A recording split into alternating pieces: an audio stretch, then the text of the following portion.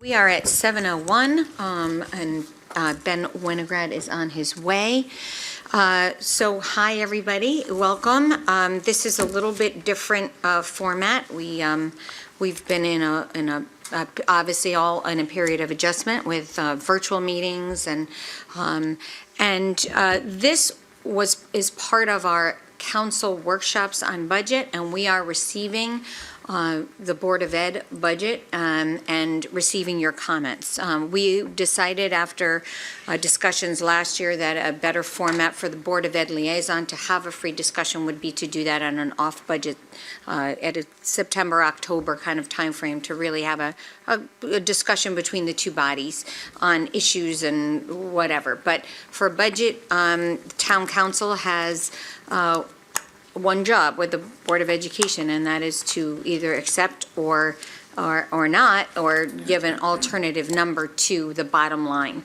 We don't have line-by-line discretion or control, and that is a state statute. So I just want to make sure that's clear that we can ask what if we were to do something, what would that mean, and you can let us know that. And we really, it's not up to us to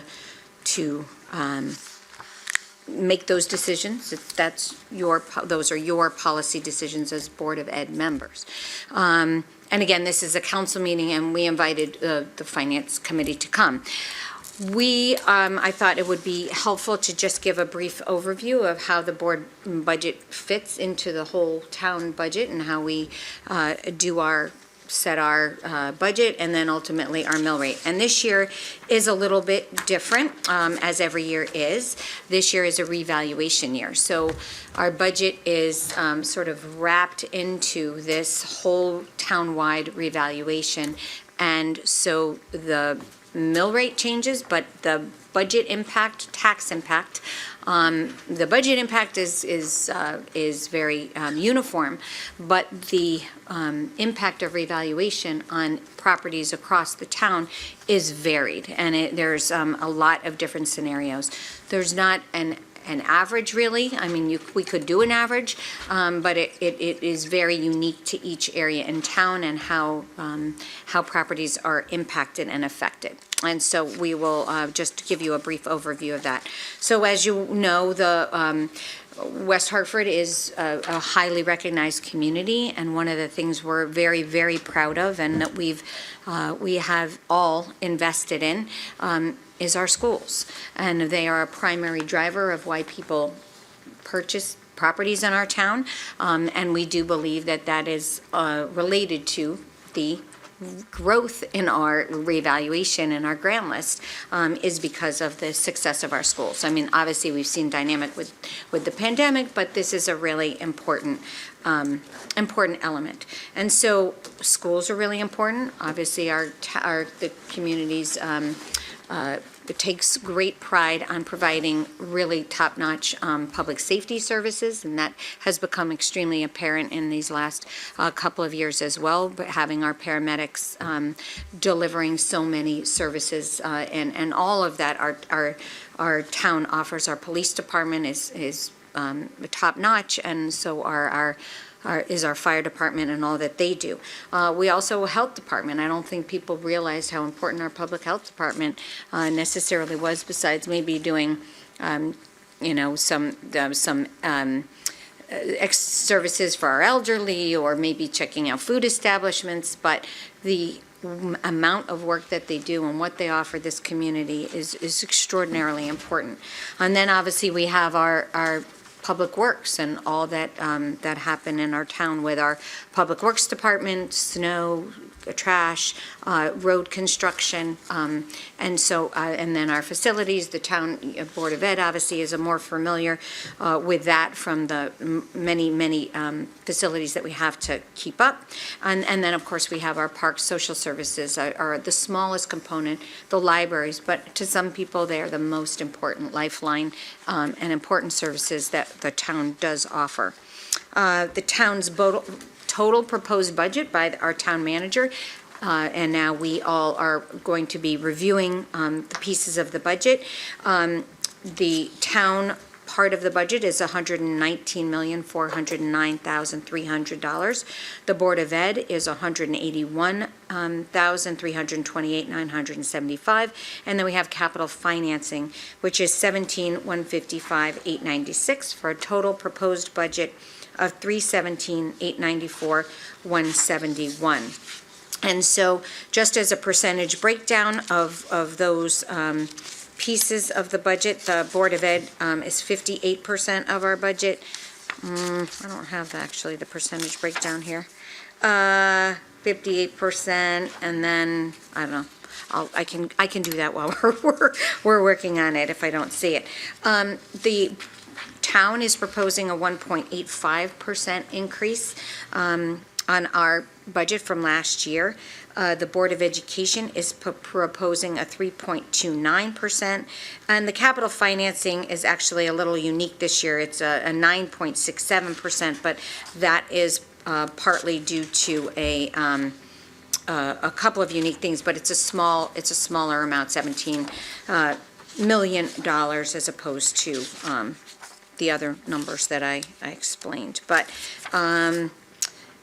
we have, so let me just see.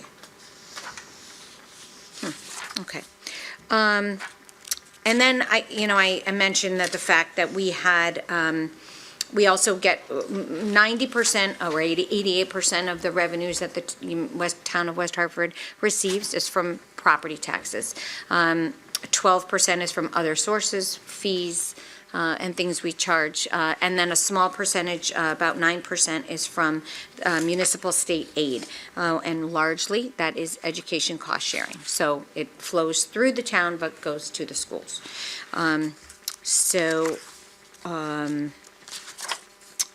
Let's see, 57% Board of Education, 38% Town Services, 5% capital financing, sorry.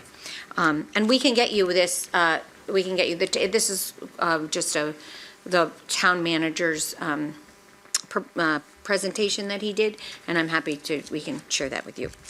And like the Board of Education, largely wages and salaries, right? We're a people business, and that's what most of our funding is for. And so if there's changes to the budget, oftentimes that means there's reduction in people. And I'll just go through. Education's 57%. We have a non-departmental, which is MDC, all of our pension payment, other retiree benefits, and other, that's 17%, public safety, police and fires, 10% of our budget. Capital financing is 5%. All of our other departments, including social services and all of the administration of the town, is in the 7%. Public works is 4%. Plant facilities is 1%. Community development is 1%. Leisure and social services 1%. Library services 1%. General government 2%. MDC 4%.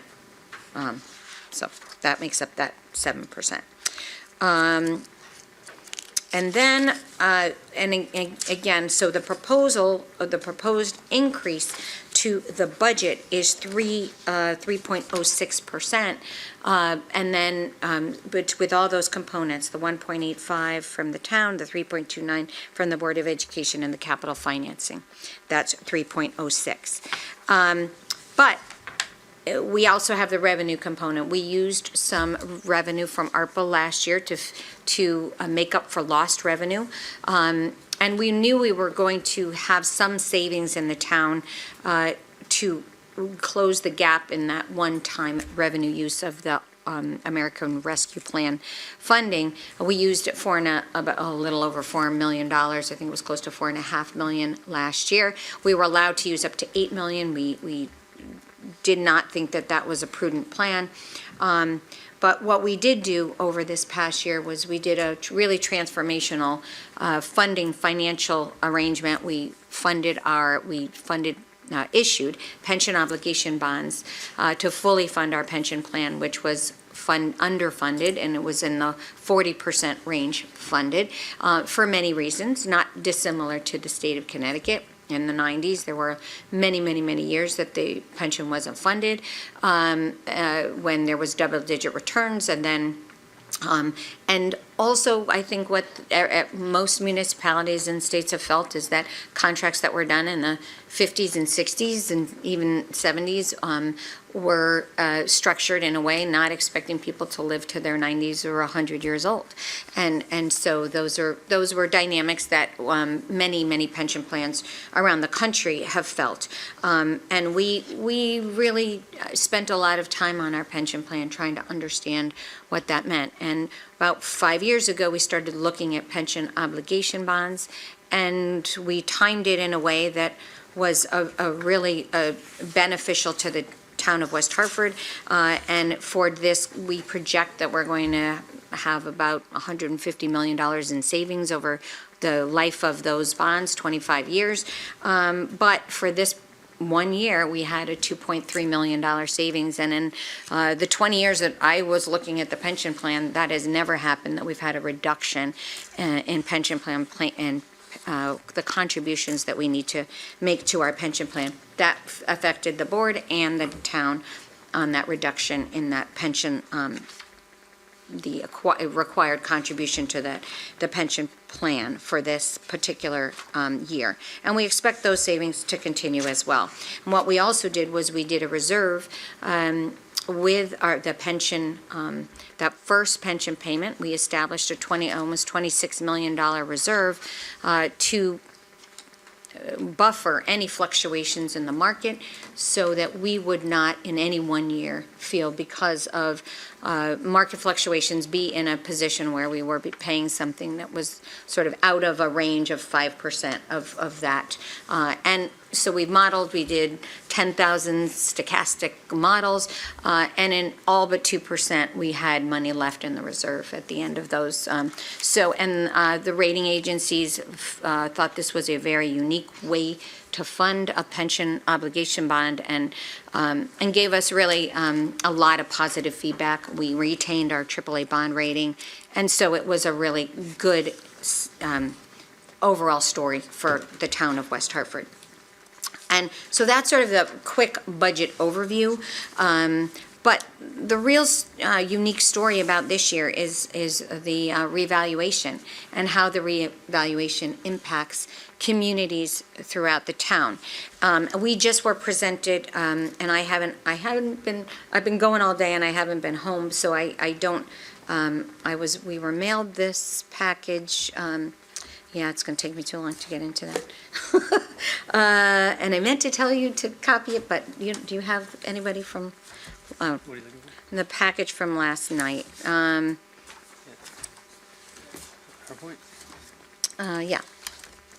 Yeah, thank you. Okay, I appreciate it. All right, so, thank you. All right, so, we had revaluation as a, thank you, Rick. We had revaluation in total, the town, that's commercial, residential, all classes of residential. That means multifamily, condos, and apartments. As a whole, the town's grand list grew at 12%. But each class of property was impacted differently. Commercial, I don't think I have it in here. Commercial grew at about that 12% range. It was pretty much in sync with the total grand list. Within that, there were different classes: retail, industrial, the nursing homes were all impacted differently. But again, remember I said that most of our taxes come from residents, and we have 22,000, about a little over 22,000 parcels in town, and those were impacted differently. And so there's different classes of neighborhoods and that the assessor uses, and there were there's 5 different classifications that they use in those areas, and they're subdivided and they're analyzed a little differently. But the Elmwood neighborhood contains about 3,600 homes in it.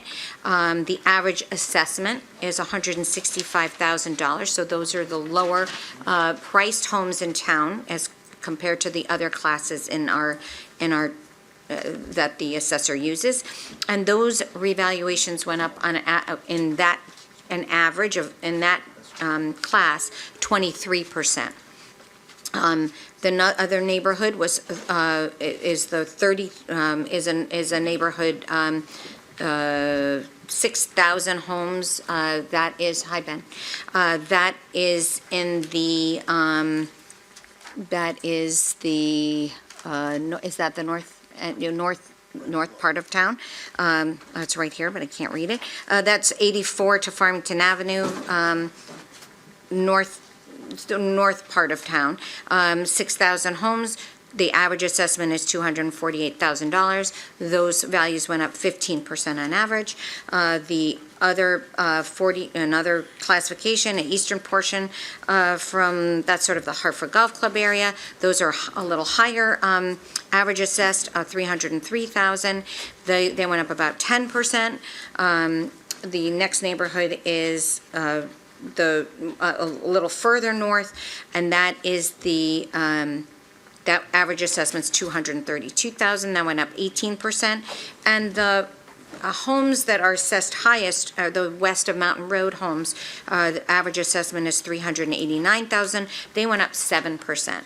So what happened in this particular assessment, 5-year assessment period, is that there was a shift between the larger homes that had, grew, but not at the same rate, and the homes that are lower assessed values, lower average assessed values, grew at a much greater rate. And that is something that was seen throughout Connecticut, but also, especially in the greater Hartford area. I think Fairfield County was a little unique in that a lot of their larger homes did go up pretty substantially, but definitely in the greater Hartford area and nationally. That's what has been happening too, and for multiple dynamics, but partly because the millennial generation, the largest home buying generation in the largest cohort of people, but also the largest people buying homes for the first time and entering the market. And so trying to get into the market at a reasonable rate for a variety of reasons. They were a little later than maybe our generation or other generations previous to them. But anyway, so that entry-level home, there's a lot of competition, and those prices did go up. There's also a Wall Street dynamic, and I don't know if any of you saw the 60 Minutes, but there are companies that are going in and buying smaller homes, refurbishing them and renting them. And so there's a whole, that has also pushed up the prices of homes that low mod kind of range, but also has pushed up the rentals. So it's something that we all need to be considering when we're making decisions. But there's there's not a lot of choices that we have. And we did do some comparative data. We were one of the lower in our grand list, our overall grand list growth compared to some other towns, and we are looking at what other towns are doing. Hartford, I actually don't have that number, but Hartford's reval shifted more from the commercial to residential, and then those residential properties went up as well. Hartford also does a phase-in, or had a two-tiered mill rate for residents and commercial, and their residential is going up. So they have a lot of dynamics that are happening. But Manchester, East Hartford, as far as Vernon, and the Hartford, really close to the Hartford area,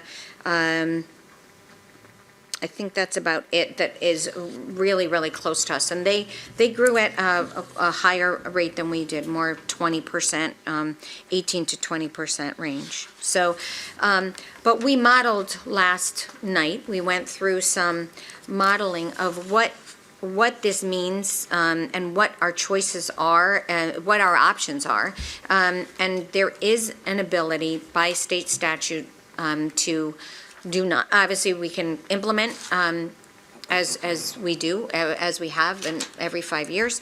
That leaves us with a higher grand list, that's a full implementation of the whole grand list, where some properties are going to be impacted very substantially, and they may see a 40% increase in property taxes, 30% increase in property taxes, and then others are going to see, some are going to see a decrease, small number are going to see a decrease, very small, actually, and most will see some kind of increase, but maybe less of an increase if we do, if you phase in, you're going to impact those higher percentages more dramatically. The lower percentages are going to be impacted in an adverse way. So it's I call it the fish tank, and the water's just moving. And ultimately, you got to fill the tank, and it has to be at this level, but you're going to move things a little bit. Percentages are bigger in lower priced homes than they are, so the dollar amount and the impact to a lower priced home is going to $1,000 on a $700,000 home or $1 million home is very different than a percentage wise than $1,000 on a $200,000 home, obviously. So all of those pieces put together, we know that our lower and moderate priced homes are going to be having an increased property tax impact no matter what we do. And so that's something that we are talking about. And I have reached out to the governor's office about it. This is something that's not, again, unique to West Hartford. Although we have a bigger variety of homes. And so we have more higher end homes than some of those other properties. So there, again, that shift, that might have been maybe on a commercial side, from Hartford, we see that, and maybe even from in East Hartford, or Manchester, but we see that shift within our community.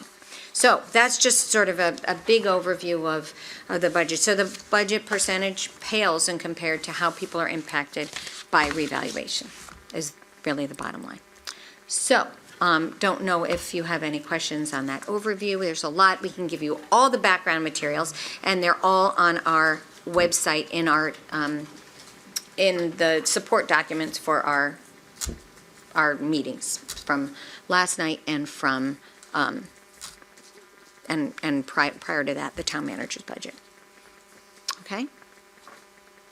All right. So now we're anxious to hear from you and to talk about that, your budget and all that went into that and how. Oh, let's do a roll call before we go on any further now that Ben's here. Okay. Roll call. Thank you, Madam Mayor. Ms. Billings-Smith. Present. Ms. Blanks. Present. Mayor Cantor. Here. Mr. Cortez. Here. Mr. Davidoff. Here. Ms. Fay. Present. Mr. Sweeney. Here. Mr. Winograd. Here. Mr. Zaidanowicz. Here. Thank you. And then I also have Dr. Thomas Farquharson. Here. Thank you. Ms. Pullen. Here. And Mr. Goldman. Here. Thank you. Thank you very much. All right. And so now we will kick it over to you. So. All right. Well, Madam Mayor, thank you so very much. It's quite an honor to be here, and I'm certainly glad to be here with my colleagues, Vice Chair Devin Poland, and we have our new teammate here, Ethan Goldman. So although you were over there, we know we're on the same team, and it just highlights working across the aisles. So thank you. That's right. All right. And it's humbling as well to be here with former colleagues, our former chair, Mrs. Blanks, and former member as well, Mr. Zaidanowicz. So, and we're all here for the same purpose, and that is supporting our young people and supporting our town. So thank you again for this opportunity. We know that our intent is to summarize our proposed budget on a high level. Again, we know that the budget was formally presented at the beginning of the month by our superintendent, and we have had 2 subsequent budget workshops. All of those are viewable online, as well as looking at hard copies as well. So that's, you can get more of the granular details. We are here to summarize on a high level what we are proposing. So we have some information here that helps with that summary. If you can share that, please. And while we're passing that around, Chairwoman Thomas Ferguson, I just wanted to thank you and the whole Board of Education for your tremendous work throughout this really challenging 2.5 years that none of us, or has it, now it's a full, over 2 years. Not quite 2.5. It feels like longer. But I just wanted to thank you very much for all of your tremendous work and leadership throughout this period and before, but especially now. Thank you very much. It helps when you have a team, and it's a team effort, so thank you. And so in regard to the 2022-2023 education budget, when you look at the first page there, this here is summarizing who we serve, who are the young people in our district. As you can see, we have slightly over 9,000 students who are in our school district from pre-K to post-secondary. Again, it's important to remember that the students within our system do not end just at 12th grade. We have many that continue on a few years after. We have 24% of our student population speak non-English language at their home. And we have over 77 different languages within our town. Again, our town is vibrant and diverse in many, many ways. Continuing with the diversity, 44% of our students are students of color. And we have 25% students who are eligible for free and reduced lunches. I want to just point this piece for a moment. That's really important to recognize because we know that our school system often gets recognized for quality education. We get awards and recognition not only statewide but nationally. And it's to know that all students within our district help to facilitate that outcome, regardless of socioeconomic status and things along those lines. So again, that is important to recognize. And then also 17.5% of our students are receiving special education services. Just want to say that of all of the statistics so far, we are referencing those that are in district. However, when it comes to special education services, these also include those that are outplaced as well as those that are in private and magnet schools. So many don't realize that we as a district are responsible for providing special ed services to students that are in private schools as well. And then West Hartford Public School educates 1.9% of public school students in Connecticut and receives 1% of education cost sharing funding.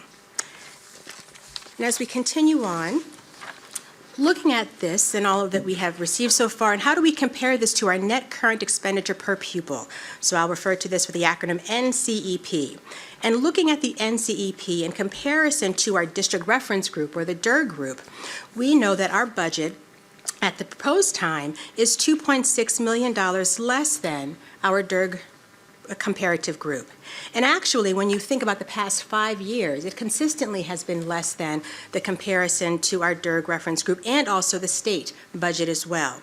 So for this year, we are 2.6% lower than our DIRG group and 2.6 million, less than our DIRG reference group, and 6.3 less than the state. And as you continue on again for the past 5 years, that has been a consistent piece. So that just shows how we as a district have spent our dollars wisely, and again, made reference to how well our students do and the accolades that we receive. And we certainly credit all efforts for that outcome. Looking at the next slide, this just gives us a visual of what makes up the budget.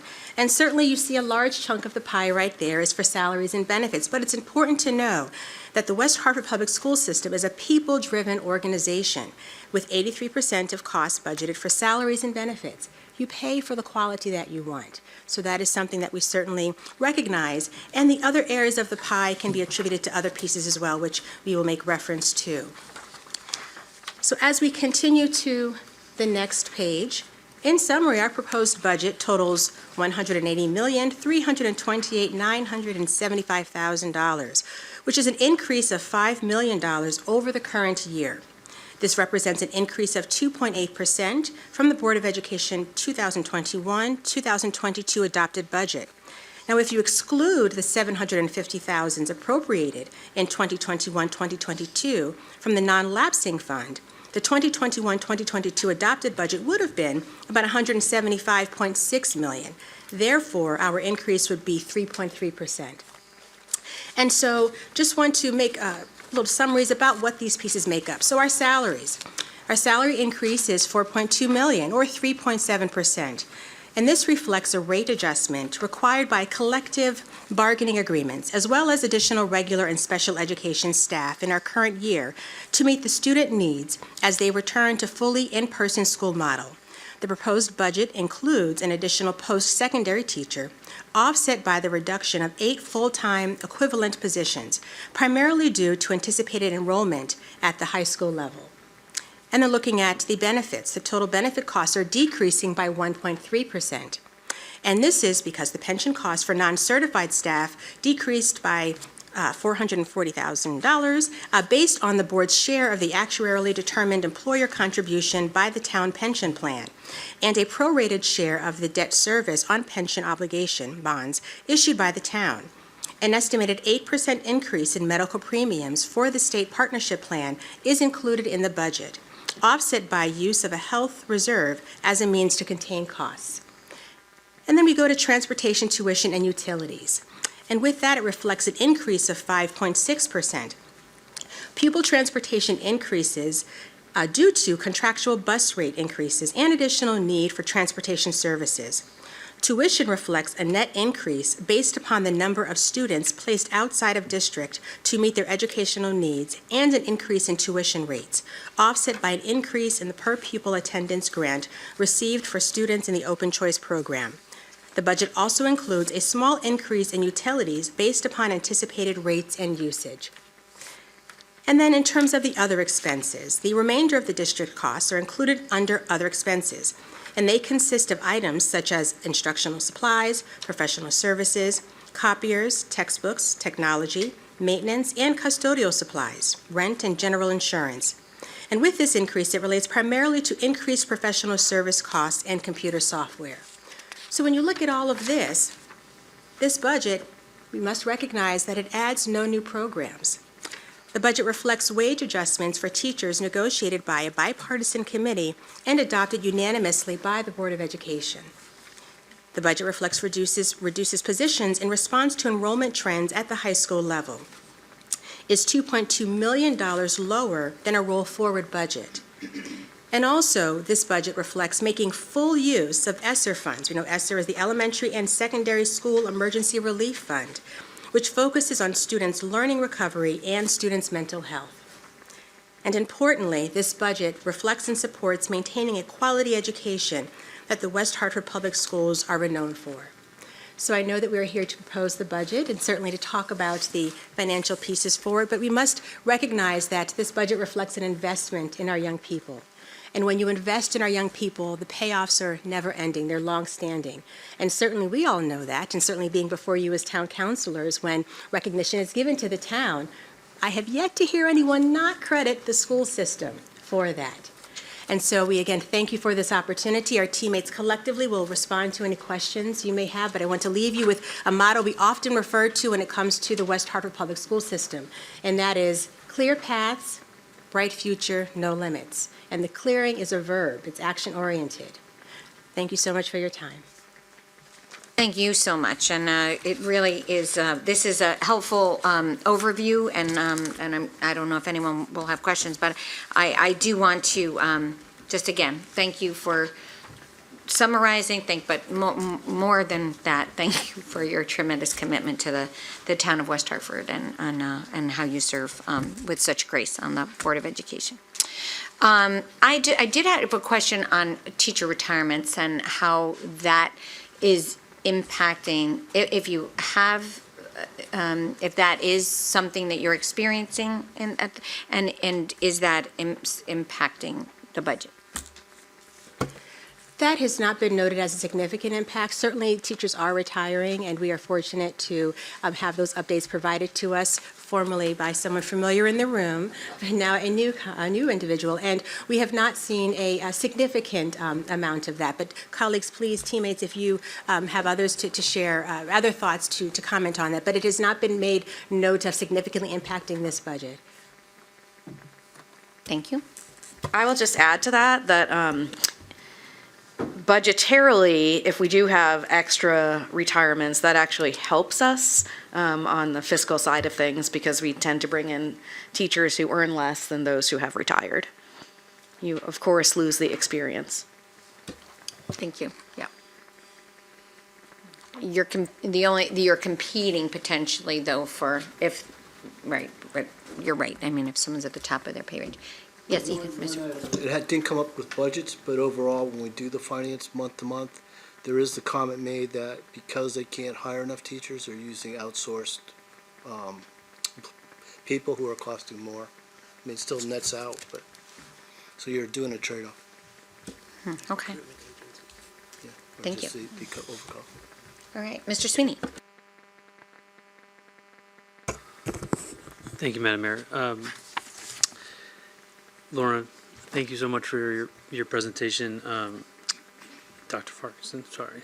I just had a question on the ESSER funding and the use of it, and just kind of wanted to better understand kind of the theory the district had for that. I think that you and I had talked about this prior to us ever seeing a dollar of it, and I think we had some thoughts about what was best for the community, and then kind of just wanted to understand how it's being applied here.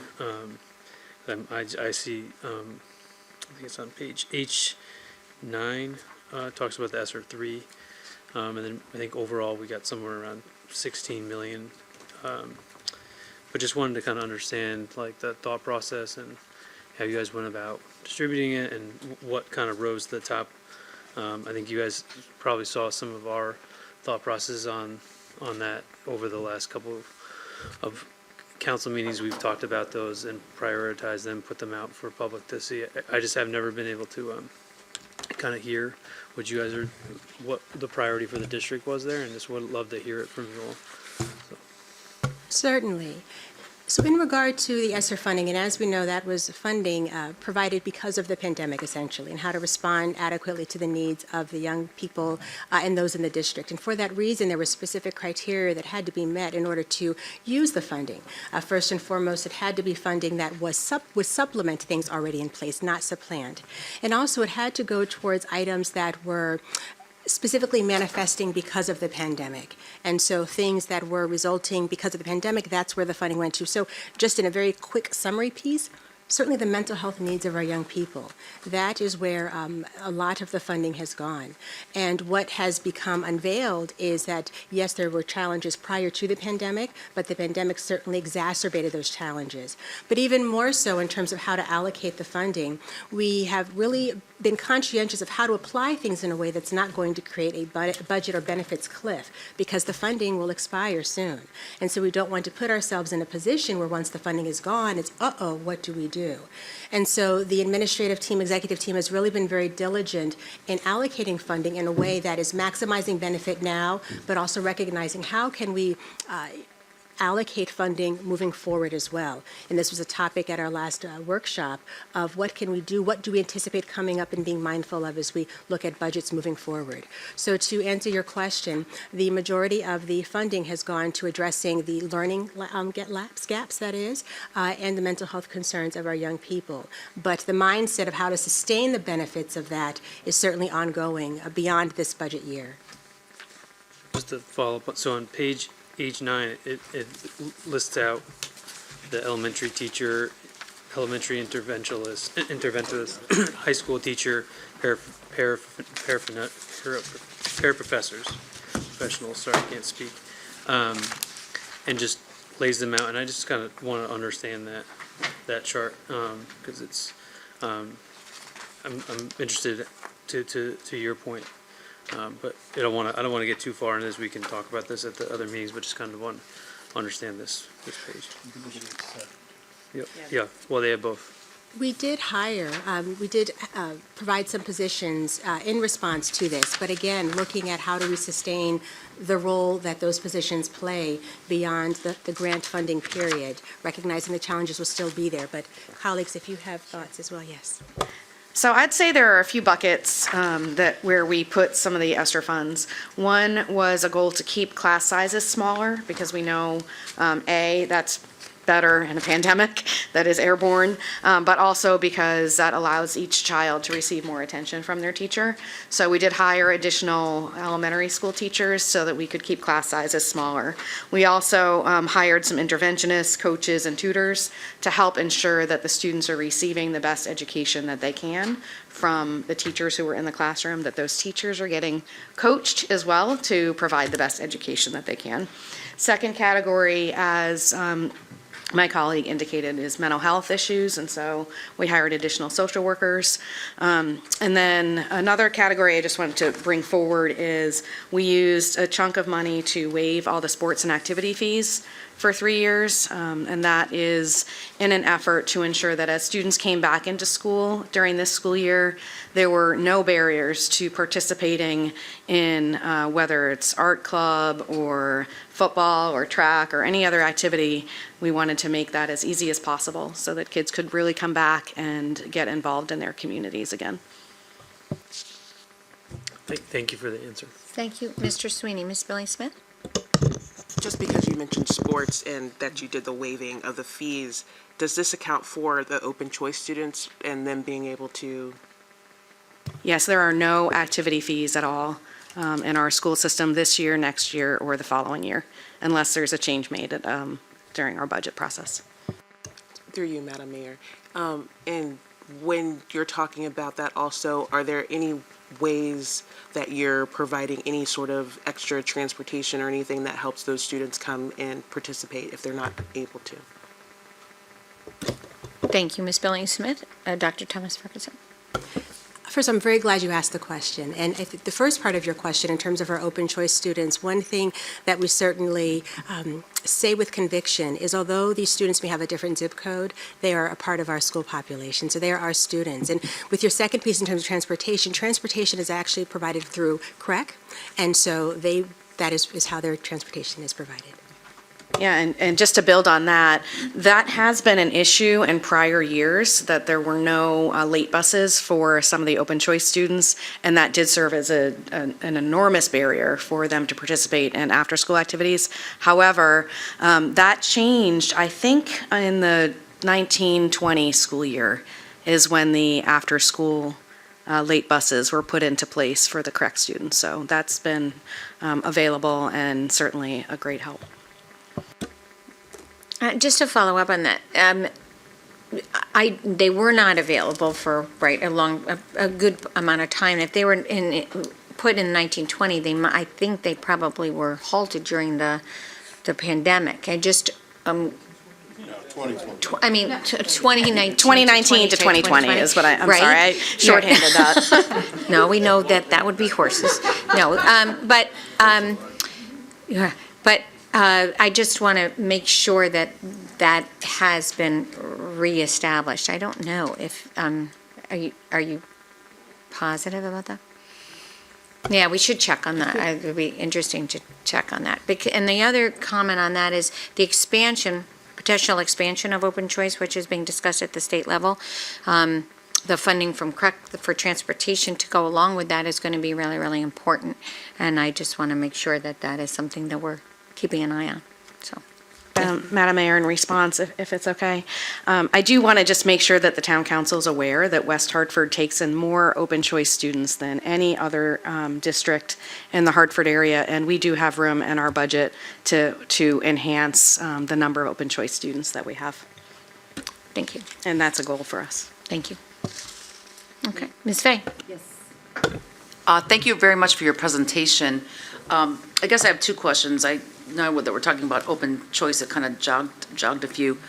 How does that work with the reimbursement? I forget. There's so many ideas proposed. Follow the money, follow the child. I don't know how that works. Could you explain that? Yes, in a high-level way, if I may, and I will defer to my colleagues to get back to it a later time in terms of those upstairs in the office. So in terms of our open choice students, there is a reimbursement amount per student. For those that are coming in kindergarten, the amount is higher, and pardon me, I don't recall offhand what that is. I mean, we try to get students in as early as possible so that they can continue on throughout the school system, as opposed to someone coming in at like 10th grade or 11th grade. That's not saying that we don't accept anyone that late, but certainly earlier on. So there is a dollar, I hate saying it in that way, there is an amount per child. But again, once they are part of our school system, they are a West Hartford Public School student. What I was driving at is, we tout our cost per student compared to the median over and over again. So if the child comes from Hartford as an example, where their cost per student is higher, do we get reimbursed at that level, or what our cost per student? I just don't understand the economics, and I was hoping to hear a little bit more about how that works. Is it 1-for-1? Is it our rate? Is it their rate?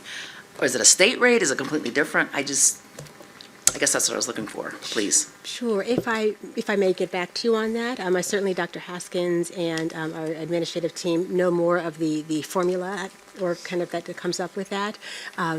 But yes, so if I could get back to you with that. Of course, I don't expect anybody to know all this stuff. And then the other comment that I originally saw when I was flipping through this earlier, and then you mentioned it also tonight, that your proposed budget is $2.2 million less than it would be if you used a roll forward mechanism, which is usually what happens. So I was looking at where you have the last page in your handout, you're comparing the adopted budget for 2021, 2022 with the proposed. So that to me is a roll forward, because it's not even actual cost, it's the adopted budget. So where's the, I guess I don't understand how the 2.2 that you're less than the budget would have been in a roll forward when your comparatives on this page, maybe I'm missing something, but it looks like a roll forward to a proposed budget. So I don't understand where that 2.2 comes into play, or can someone give me better transparency on that? Well, with this number that's here, if you exclude about $750,000 from the previous year, if you take that out, then that would mean that last year's, or rather the current budget, would be at about $175.6 million. So the graph that Just a question on that. Is that the non-lapsing? Yes. Right, okay. So just to, I know, because you were confused. I'm a So numbers geek, right, but so so we, that doesn't make sense. because of the pandemic, what we allowed, the board asked for this, and the superintendent, the board asked for this support to say, look, we don't know what we're going to be facing next year. Could we save what we haven't spent and use it to offset future costs?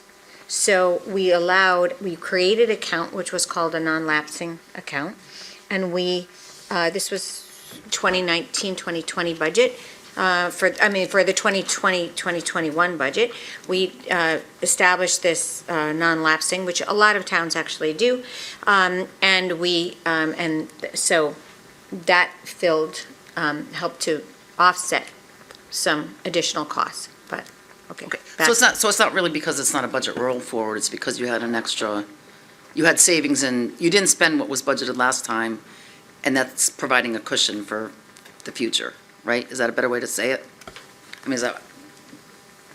No, it was supplementing what they had spent. They're coming off of a 175 point something versus the 176, because they have, Proposed versus actual. The school system had historically given $750,000, $750,000 a year average over the last 10 years back to the town. And then when the pandemic hit, we put that back. So there is a difference between what proposed here on this date a year ago versus what they actually used. So that's the difference. So if I could try. No, but it's kind of buried. Ethan's, Yeah. So okay, I go was ahead. going to try, Go. my understanding was, if you took last year's budget and you put in the salary increases, then it would go to, I think it was 4%, I don't have the schedule in front of me. There were elimination of 7 positions because there's 154 less students. So that's how the 2.8% came, as I understood it. So it's the difference of the reduction of staff. Okay, then I guess it's just confusing. The statement of 2.2 less than roll forward is, I think it would have been if you Fine. kept all those people and additional costs. okay. I'll take your word for it. Okay. Ms. Fay? all set? No, that's Okay, fine, thank you just so much. Your mic is on. Yep. Yeah, okay. Thank you, everybody. Okay. Mr. Winograd? Wasn't gonna. Thank you. And can I just say first, the fact that, as we've seen from other towns, that Project Choice is not controversial here, and that other towns, given an opportunity to have this program outrageously and disgustingly rejected it in different communities. And it just makes us more proud of what we're doing here. The fact that this is not a fight, and we can talk about the details, but no one's suggesting that we not do this. And it's frankly just shocking that other towns are turning away from this program.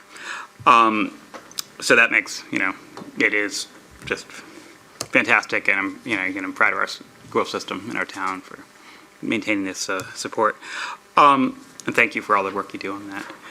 I do have one question, just in the comments regarding the Health Reserve Fund.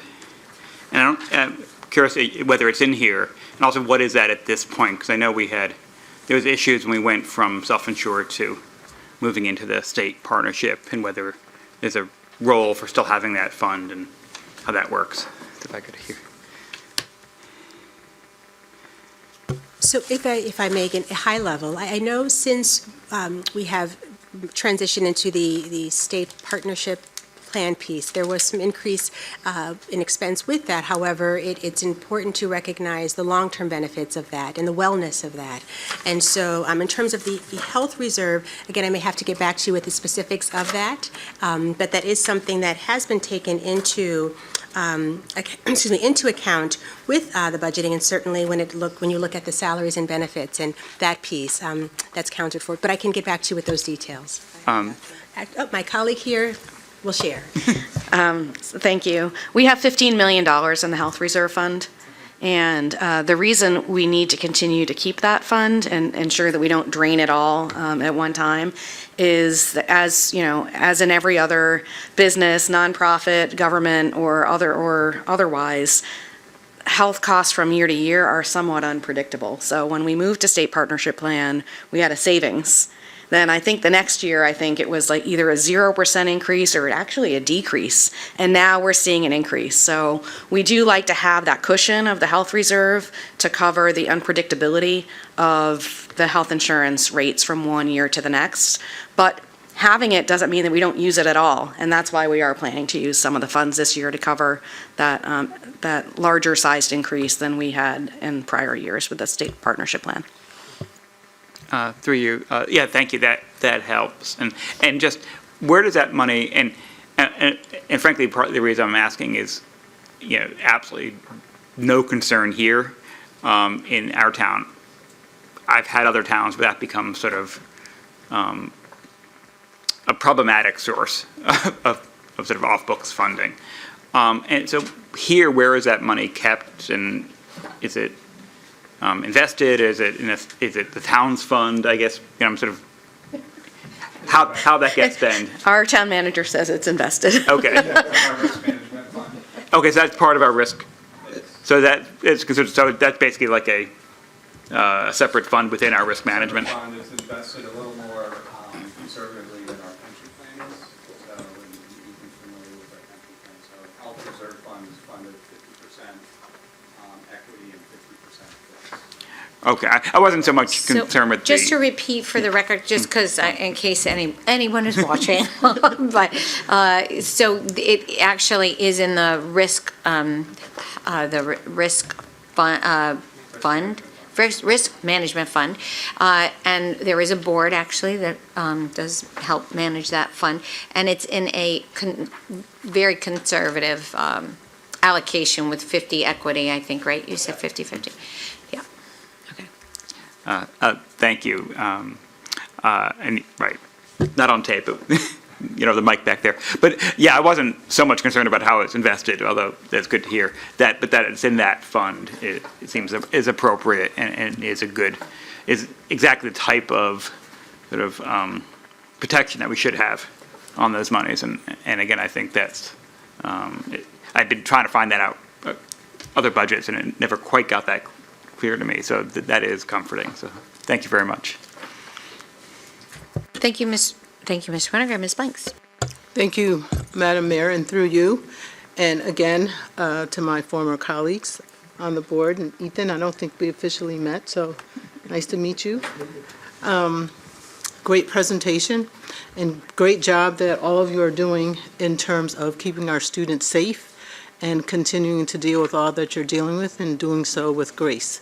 So my question is, especially since we're sort of easing back from the pandemic and trying to get back to a new normal, I know there was much concern during the pandemic about our students in terms of emotional and social learning. And as I'm looking at the budget, I just want to know, because it doesn't look like the staff moved a bit. So how are we handling that? And what's the impact on our budget, especially as we begin to observe the growth of our students who experienced, and I'm going to say a loss, because it was a loss for a number of these students who were not in school, who was trying to adjust. Parents are trying to adjust along with them, and I know it's going to be a while, even still, before we really see some of the effects from that. So if you can just speak to that a little for me, I'd appreciate it. Thank you. And very much appreciate the question because it's an important one. And in terms of how we are responding to the emotional mental health concerns of our young people, first and foremost, it's important to recognize that they're there. And that is important to recognize because we know when it comes to addressing mental health concerns, there can be a stigma associated with it. And so our teachers, our administration has really done a great job in helping to create an environment and culture to allow young people to know it's okay to talk about it. It's okay to let someone know if you need support, if you need assistance. So within our budget already, those means are supported by that with staffing in terms of our support special education services. But as mentioned before, our ESSER funding, or ESSER grant funding, was specifically allocated to address the mental health concerns of our young people through additional supportive staff. And although that grant funding is time limited, we already are thinking, how can we extend the benefits of the services they're providing because they're needed? It also is important to not only provide the supports to our young people, but also to encourage the conversation, the dialogue to happen at home as well. As we know, if the learning is only happening during the school day, but someone's going home and someone's not receptive to hearing or wanting to receive what's going on, that will not help the situation at all. And that's why within our school system, it's very important to have the family engagement, to have those lines of communication opened, and that is something that we very much support as well. And this is a reality that we are experiencing in terms of the impact of the pandemic. And although things are improving, yes, improving, we certainly have to be vigilant and mindful of the longer-term consequences because of it. And so we are very fortunate and glad to hear, legislatively speaking, that a bill is being proposed to specifically to support and address the mental health concerns of our young people. This again reinforces the mindset of being open-minded, objective to the realities of this in a way that's not stigmatizing. And when it comes to mental health, that is something that everyone deals with, and we must be proactive in responding to areas of concern if they're present. Mayor, I have a Yes. follow-up, if Yes, I Ms. may. Banks. And then the other question I have for you all as a board is, what are the type of tools that the board has in place right now to evaluate those types of issues, especially as you begin to look at the decrease or the elimination of the ESSER funds? Like, what type of sustainability plan do we have in place as a board? Thank you. Go ahead. Thank you. When you, may I ask, Council, when you say tools in terms of assessing mental health concerns, or tools in terms of the bigger kind of management aspect of? So a little bit of both, especially since, I'm a state employee. So when I say tools, I mean tools in terms of assessment, evaluation of students, and especially staff. Oftentimes, we put a lot of resources into our students, as we should, but we also need to be, monitoring and evaluating our staff as well. I think if the pandemic showed us anything, that a number of us were burnt out, and we know a number of our health professionals, they just were at their wits' end and just decided to, go and do something else. I know we've experienced it, in our agency. So that's really what I'm asking. Thank you. Go ahead, Dr. Absolutely. So in terms of the assessment tools, I will first of all want to give recognition to the Bridge Family Center. We are very appreciative of our partnership with them because they serve as our allies in terms of interventions, in terms of the screening tools that are applied in assessing our young people, in terms of the interventions that are provided. Within the school, we may have screening tools. Screening is a bit different than an assessment per se. So with the screening, that is where there is an indication that, oh, we may need to look further into this. And again, that's where our partnership with the Bridge Family Center is very important. In responding to the needs of our young people. In regard to the adults and the staff and the teachers, so glad you asked that. Certainly our Eap Service Services are very important as well, and they're encouraged to use that because, like you made reference to, if staff are not addressing their own needs, they're not going to be effective in helping the young people.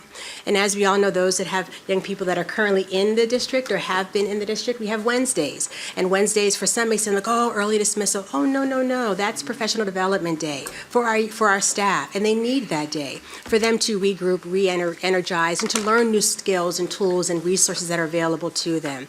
And so it definitely is a well-rounded collective approach in addressing the wellness of our young people and our staff collectively, but it's one where we know it continues to evolve. In other words, we cannot just use standardized tools that were available 20 years ago. They've changed. And that, again, is where we look to the experts who are keeping up with the current means of assessing our young people and the needs of our adults as well.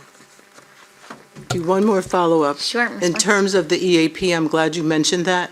Does the board keep or have any data on the EAP in terms of the success rate with our staff?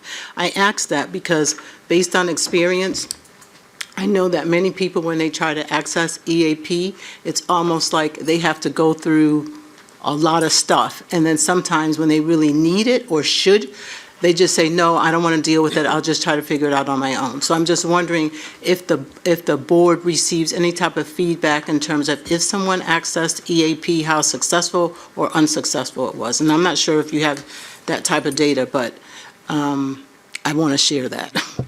I would bet that the guy in the audience might, but. But That's anyway. true, Rick. You probably can address that better than anybody. Get monthly utilization reports from the EAP provider, and they let us know how many people. Could you please come up to a mic and just thank you?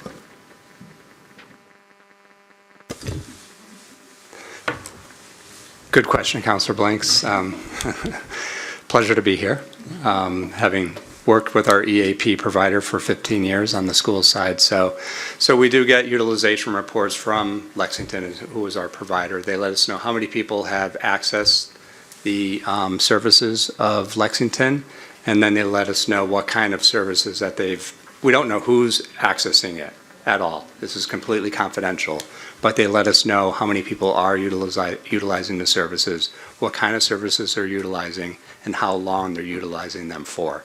So overall, we've received just outstanding feedback from our staff regarding Lexington EAP. We've been using them for 25 years, and we love them. So, and they've been particularly helpful over the last 2 years. You're welcome. Thank you, Mr. Lewitt. Thank you, Ms. Blanks. Thank you, Dr. Thomas Ferguson. Okay, Ms. Billingsmith. Through you, Madam. Don't be sorry. To piggyback off of Counselor Blanks, when you say you receive great responses from your staff, are you keeping track of that also? Just once you have anonymously, are you keeping track of that with some sort of survey or? We do. So Lexington provides a survey. They utilize a survey service with the folks that are utilizing the services, and then they provide that feedback back to us. You're welcome. Thank you. Okay, Ms. Fay has a question. Mr. Cortez, you have one? Okay, You can go I have first. lots of questions. okay, go ahead, Ms. Fay. Thank you for indulging me here. I'm looking at page C-1, and I don't see do you have resource officers? Are the resource officers budgeted for this in the school? I just didn't see that as a separate category. Okay, So I Ms. just- Pullen? You wanna- I believe that the town graciously provides those to our schools, so thank you for that. That, Mr. Ledwith, is that right? Yes, provided through our police officers, our school resource officers, and we have SROs assigned to every school in town. And we have, at the high schools, they're on-site. Okay. So at Connerton Hall, they are in the building 5 days a week. Yeah. So they're So not part of our existing- school budget is my point. Right, Yeah. I got that part, but they're not part of our police force? They are. They are. They are certified police officers Yeah. who, during the summer, are working in another capacity within the police department. Oh, okay, because, yeah, I just know a couple, and they were kind of, they're retired from someplace else, and I ran into. So those are our school security officers. Okay. So that's a different position. All Yeah, right. And those are in our school budget. Okay, the so where school- would that be on page C1? It's in our budget. No, school security officers are in the school Oh, budget. so they're different, so the resource officers A are school different from- resource okay. officer is a police officer. A security officer is a school security officer who's hired by the school district to provide security in our middle schools and high schools. And most of our, I'd say half of our security officers now are retired West Hartford police officers. C13 has it. I think there's around 20, maybe 21, 22. Yeah. 22. Okay. I trust you. I just can't see that. Yeah. Okay, thank you very much. Thank you. All right, Mr. Cortez, go. Thank you, Madam Mayor, and through you. Thank you, Dr. Farquharson, for your report. I'm known for my scribbling, the past, couple weeks, and I got a lot of scribbles here. And when we do a lot of these high-level reports, we break everything down to percentage, and it's easy to get lost when this is not your field, right? And, so just doing basic math, I'm looking over the years, and it seems like we carry over $5 million every year. That's a change. We increased $5 million. For exception, for year 2021, which is a $3 million increase that year, and I'm sure that had to do a lot with the pandemic. So my question is, when we break it down to dollars, how much do we carry over for the salaries, for the benefits and the salaries for staff? Is it close to that number? Is that really what we're carrying over every year, or what we're increasing every year? Is that portion of it? It just, in 5 years, it's been $18 million increase. And when we talk about investing, right? Thank goodness for the ESSER fund. I think that's a good thing. And we invest in our students by getting great leaders. But I have a child in the school, and I don't see some of the investment, back into the schools itself. I see very little. Is what I'm saying. So there is some, but it's so small, and it's. So how much of it is pension and salaries? That's by number, not percentage. Is that what we're typically increasing year to year? Thank you, Mr. Cortez. Go ahead, Dr. Ferguson. Sure. Well, I have to say, I'm still, your piece when you said you don't, and this is just a question, when you said you don't get the sense of seeing an investment back in this school on your child, we'll talk offline for that, Yes. because that's, oh my, that's. It's and I'll get back to that too in a second. So, again, in terms of the specifics or the analytical aspect of my colleagues may know those numbers, I can't give a specific number per se. Certainly, yes, the large bulk of the budget is attributed to salaries and benefits. And why is there an increase? Well, you figure with anything, with any budget, there's time, there's inflation, things along those lines. And so how to account for that quantitatively speaking, I can't give that number, but I can say qualitatively speaking, we certainly know it's important to invest in properly compensating our educators, especially because we want for them to stay here with us. If we're not properly compensating them, they may have the desire to go elsewhere. And so in that regard, yes, there is an increase, but it certainly is one, I think that's relative to many other districts as well. And that is what makes our school system desirable. But as we know, it's not just about quantity, it's about quality. So you can pay someone a certain amount, but if they're not delivering quality education, and we certainly pride our educators in delivering the quality education that our young people receive. But I'm going to talk to you offline about the other concern. Yes. Can I just chime in as well, just to build on that? I would say that the vast majority of any increases we have from one year to the next is personnel related. We have created only a couple of new programs over the past 4 or 5 years. One is an intensive behavioral program that we have created. We were sort of forced into extending our post-secondary program, which used to go up to age 21, and now it goes up through age 21 due to a court decision, I think at the Connecticut Supreme Court level. So that added a little bit of extra costs. Like I said, special ed costs have increased, but it's not like we're out there creating a whole bunch of new programs. We've also reduced some programming over the last couple of years to try to achieve efficiencies as well.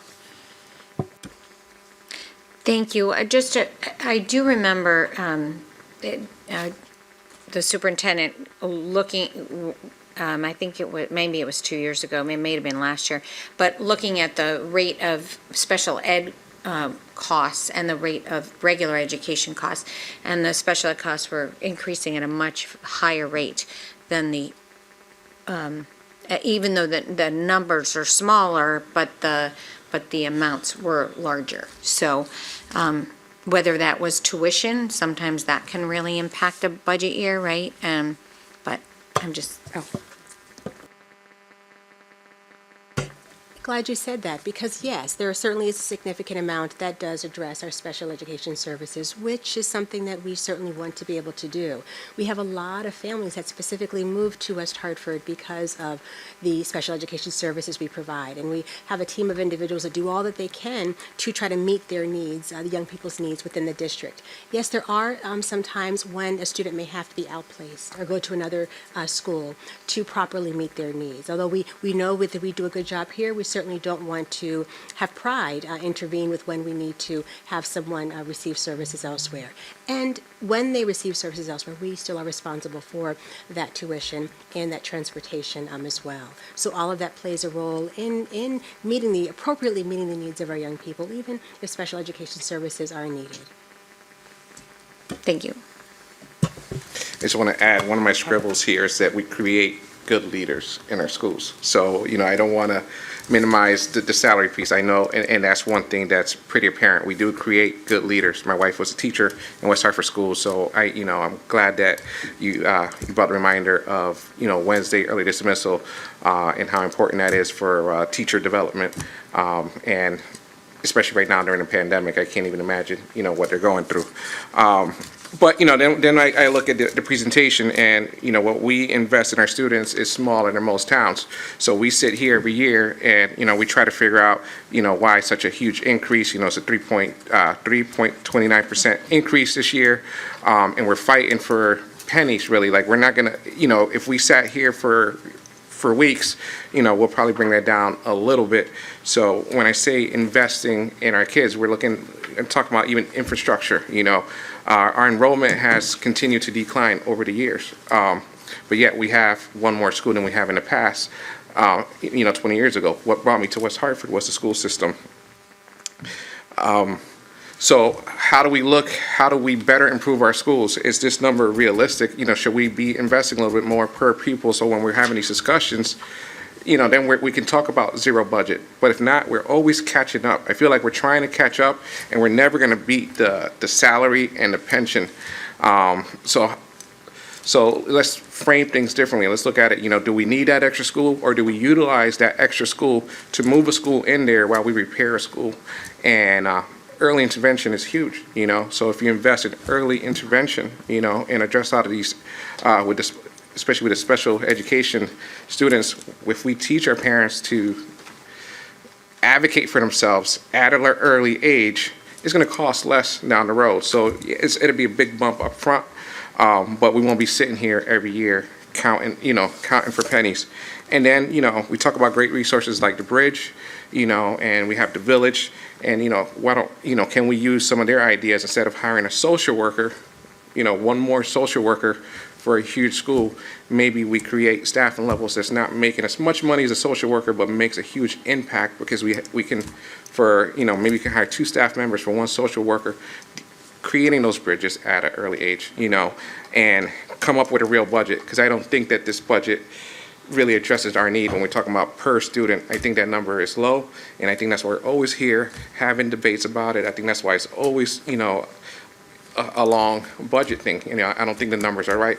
And we try to do a lot with a little, and that's the trend that I'm seeing, you know, when we've been talking about the budget.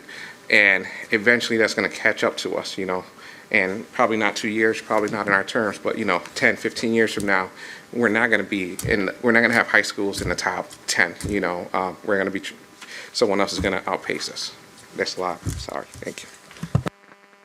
Okay, Dr. Thomas Ferguson. Please do not apologize. I heard some key words of what you said.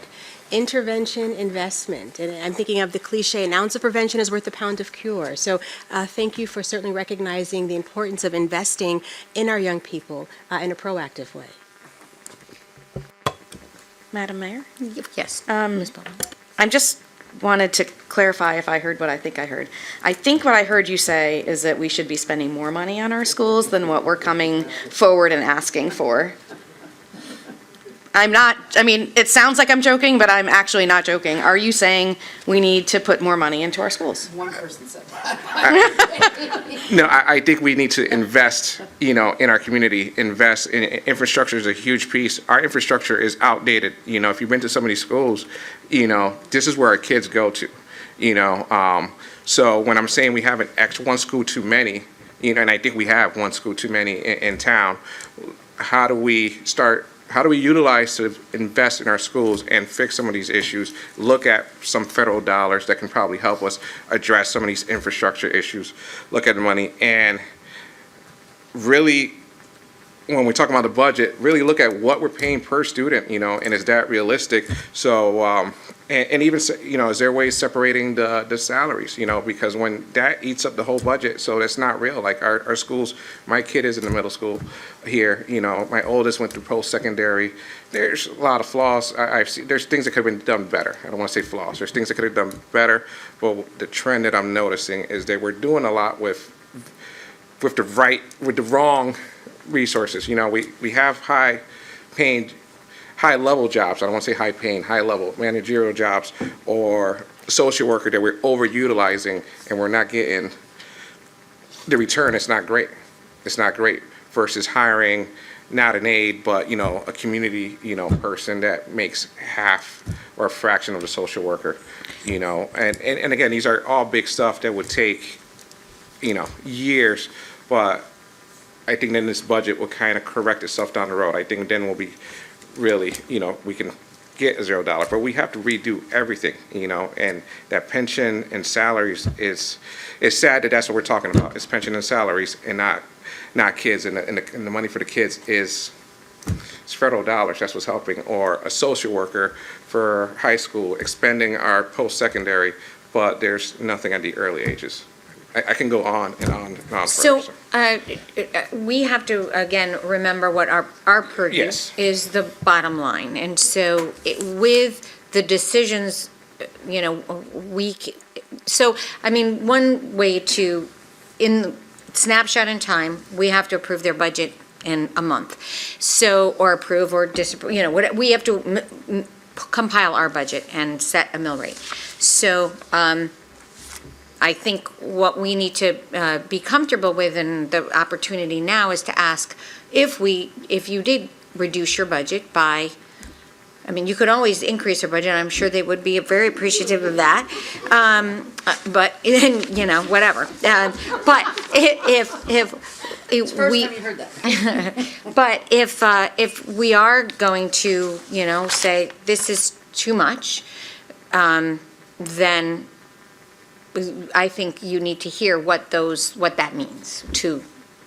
And so that's what I would keep it at that level, because, and if you have some personal, as a resident, you have every right to question and to, you know, find and make suggestions. But on council, statutorily, we don't have that purview. So a huge piece of that was probably vision, right? So I don't want to, because it would cost money. It's vision, and I think if we create a vision, then we can resolve some of these issues that we have with this budget every year. That was all, you know. So it was a lot of talk on vision, and yeah, and it would be an investment down the road. It's just frustrating that, you know, it's huge increases in its salaries and pensions right now, and that shouldn't be the topic here. That shouldn't be the topic that we're having. We should be celebrating, and I think eventually we won't be. And if we sat here for weeks, I think it will be a small percentage, and it would be salary and pensions, and we have no control of it. We're bonded by contracts. Well, I think the one thing we did do this year was take some control over the really escalating pension costs that every year were going up actually it was the highest increase of any item over time on the town side for sure, and a component of the board side for the first time in 20 years, and probably more than that if we had looked. The pension actually decreased. So I think that is important. And one last thing, in regards to the personal piece, it's just me. I just want to highlight that I have skin in the game, so I'm not, so I look at it from that point of view, so that's the only reason I brought that up. Thank you. Thank you. All right. Mr. Davidoff. Did you have anything? No.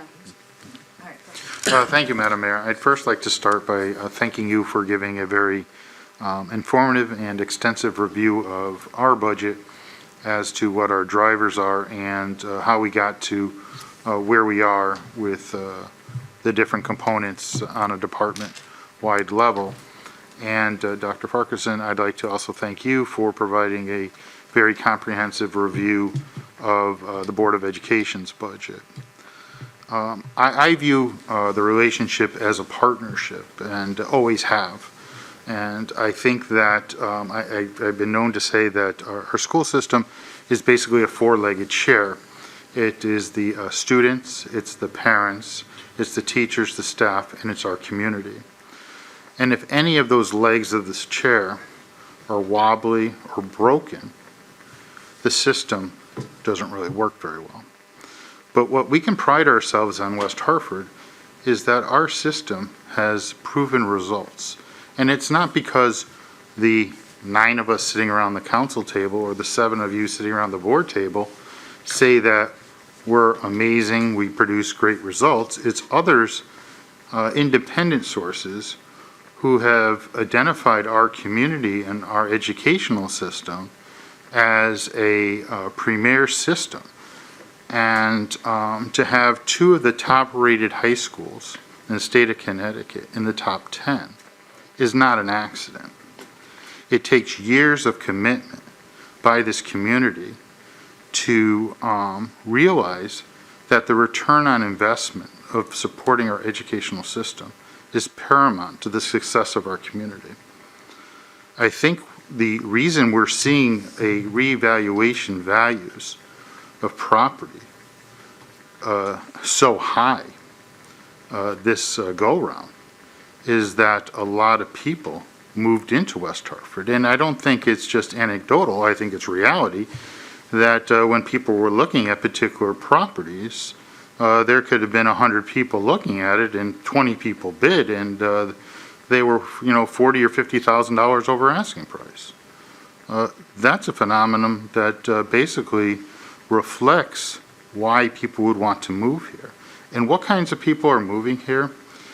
People who value a safe community, a community that provides services to its residents, as well as one that values education. And I think that West Hartford has had that long-standing tradition, and I think that the budgets that we have before us are indicative of that vision going forward. As a parent, I have witnessed, from Aiken School, elementary, all the way to Hall High School with both my children, the ups and downs. I can understand some frustrations, but I can report this evening that my 2 children in particular are living in 2 of the United States' most greatest places in America to live, Chicago and New York City. Kids from West Hartford are living there and thriving. And they were provided with the tools that were necessary to make them independent citizens of the world, who are seeing things in a different light than I may have seen it. But the reason that they're so successful in doing that and forging the relationships that they're able to perform in a work or personal life is because of the fundamentals that they learned at home, in our community, and most importantly, from our school system. So I think that's very important.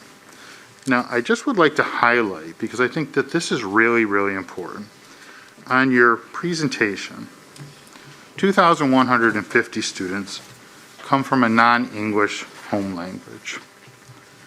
So there's automatically about a 25% disconnect when the student goes home with respect to saying what happened during the school day. And we cannot just say we're not aware of that. I think anybody who's ever been involved with a PTO will say, well, why don't some kids come to this PTO event? Why don't their families come to this? Well, maybe they didn't understand the flyer that came home, or maybe what was happening in the home is one parent stays home during the day and the other, as soon as they come home, goes to work the second job to eliminate the daycare expense that would be necessary for them to prosper and survive in the town of West Hartford. That's a reality. That's what I saw here, and I still think that's pretty significant. The other number that is very significant that we really need to take into consideration is that 25% of our students are eligible for free and reduced lunch. So what does that mean? It means that the family gross income falls within a federal guideline that recognizes that these students need nutritional services because the family income isn't sufficient enough, okay, for the family to provide for food for their students, okay? And it's just not in West Hartford that this service is provided, it's provided nationwide. But our number is 25%. And I think you have to remember that because we have to look at that number in the context of our taxpayers' ability to pay the bill, okay?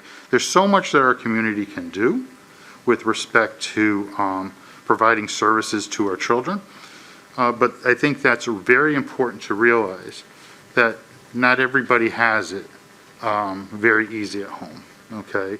And what happens during the school day and what happens after school are two different scenarios. So we are cognizant as town councilors about the economics of the family situation. And I think what we don't have a number on is how many of our elderly population, if we were to do a survey, would fall in a similar situation. And then the last number that I want to highlight in your report was 17.5% of our students receive special education services. And those vary depending on the intellectual or physical disability of the particular student.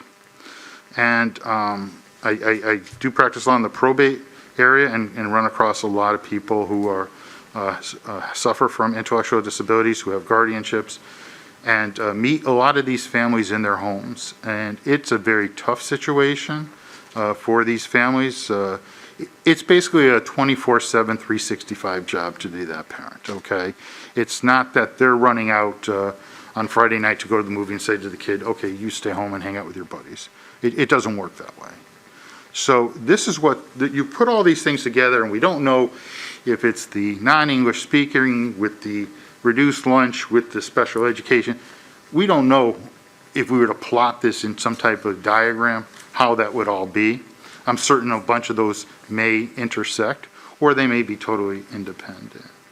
But what I think is really, really important is that we understand that's the dynamic of this community. And what we also have to understand is that our community is quite generous, it's definitely very diverse, and it's very welcoming. So I think that is key to everything that is necessary to be said here. So when we look at this budget, our goal, and all we can do at the council table, as the mayor rightfully stated, is allocate to the Board of Education a number to provide the educational programs and services necessary to educate the children of West Hartford and those that we choose to enroll through the open choice program. And I think that West Hartford has an excellent history of demonstrating the ability to meet the needs of our community, of its families, and of the students. And our community has always been very supportive of that fact. And I don't think that this year will be any different.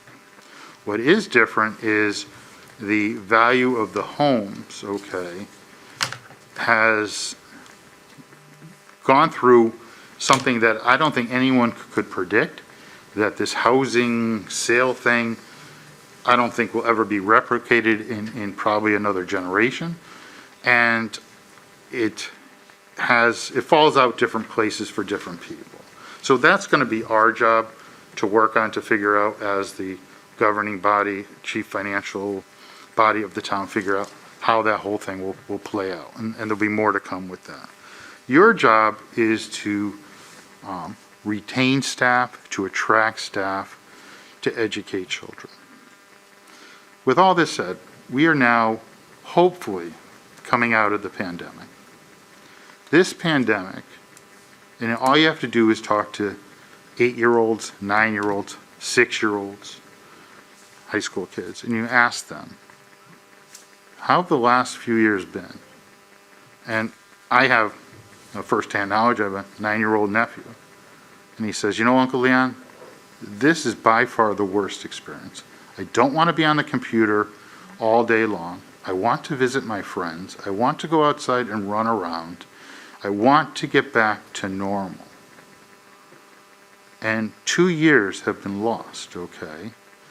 But our children in this community have been resilient, and they have performed, and they have gone to school, and they have listened to their teachers, and they have moved forward. But we cannot lose sight of the fact that there has been a mental health toll on these students. We really don't know what the level of remedial education these students need going forward, because it's been so abnormal with respect to learning. Because learning is not an individual activity. It's something that requires cooperation and cooperative learning environments. There's so much you can learn by having a dialogue with somebody who's different from you. So these are all the things that go into the big blender here, or whatever bucket you want to put it in. So I understand the need, and I have utmost respect for my colleagues on the Board of Education. What I ask you tonight, before you adopt your budget, is make certain that all the needs of the community that you can identify are being adequately funded. And if you have a question as to whether or not something ought not be in the budget, have the courage to remove it, okay? Because when you adopt your budget, it's going to be an indication that that's what you believe to be what will serve our school system and our community to the best of its, best of it, the interest moving forward. So it's not an easy job. I don't envy you. And I think what the most difficult part of the school budget is each of us went to school. It's the only thing we all have in common. We all went to school, so we're all sort of pseudo experts on education and what school should be like and what the whole thing is. You know where the experts are? Those are the teachers and the administrators who we have hired to educate our children. Those are the experts. It's not the 9,000 or 8,000 plus parents, okay, who are the experts. So we're relying on your guidance to provide us with a sound fiscal plan. And then we will take that and put it in with all those other components that Mayor Cantor eloquently listed, and make certain that we, at the end of the day, prioritize what our needs are for our community. So thank you for your time. Thank you for listening to me this evening. That's the only ask I have, is when you vote and make certain that you've examined every item that's in this budget, and you can honestly say that the West Hartford school system is going to be best served, and the interest of our children will be best served by whatever budget you adopt. Thank you. Thank you, Mr. Davidoff. Okay, are there any, Mr. Zedano, Yeah, unfortunately, this is going to be longer than Mr. Davidoff and Mr. Cortez combined, so I apologize. So actually, this was one of the hardest meetings I've had to be in because I wanted to answer every question for you. And I was like, I can't answer that question. I can't answer that question. And I didn't have to because I just want to say you guys did a great job today. Proud of the job that you guys did. Lorna, because we're on first name basis here. Great presentation. It really was well done, and I appreciate the professionalism. And Deb and Ethan, I know the meetings that you go to during the week and keep the fiscal eye monthly on what's going on and how it evolves. So thank you. That's all I really had to say. I appreciate it. Again, I was pretty good today and didn't answer, I think, one question, but it was, I appreciate it, and I think you can give the budget next year and not the superintendent, so you did such a great job, so. Thank you. Well, maybe she should be superintendent. I heard it's open. No, thank you very much. Those are good. I thought that might make it hard for you to sit there and sit in this seat. So, but again, thank you all. You did really gave us a good overview, a good picture, but way more than that, the work you have done over the last, all of you for every year you've been on the board, and Ethan for your commitment to the town and the schools has been clear for a long time. So appreciate it. All right. Any other questions or comments? Sure, Mr. Cortez. I just want to apologize to everybody because I just feel this budget is a trap. That's all. The way it's designed is almost designed to it's frustrating. Looking at the budget, and it's and I get it. It's at the end of the day, fiscally, I like to spend less. But I also like to invest, and so it was frustrating. So I was a little bit frustrated with looking at the budget. No, Going through the items. it's the hardest thing we have to do because we know our community will be impacted in all levels for those decisions that we make. And we have to balance what those components are and then impose it on, and I always said, Lorna, everybody's heard me say it is an investment in your community, and it is reflected in your asset, in your home. But it's more investment in the quality of your life and your children's education and your public, the safety of your community, all of those things. But it's this balance that we do. But I think when you're new to the council, I think what is always interesting is how much is driven before you even kind of step into the ring. So it's, we have a certain size, the Board of Ed has a certain size, number of teachers. If they're going to keep their class sizes within that class size, they have contracts, and this much of the budget is decided and this much is not. And the same thing with the town side, right? You have Public Works, you have our police force, you have the fire department, and you have the other pieces. Again, it's this much is and this much is. And that last piece is what makes us or it makes us great. And so, unfortunately, I think. And yeah, we'd all love to have more. We would love to have more to be able to invest in our buildings, our students, our, all our services. But it's the balance that we have to come up with every year. So, right? Okay. All right. But again, uniquely this year in that we have a lot of families that are going to be substantially impacted. So, but we will do our best we can. All right. Thank you so much for being here. Thank you for, again, all your hard work. All right. And we are adjourned.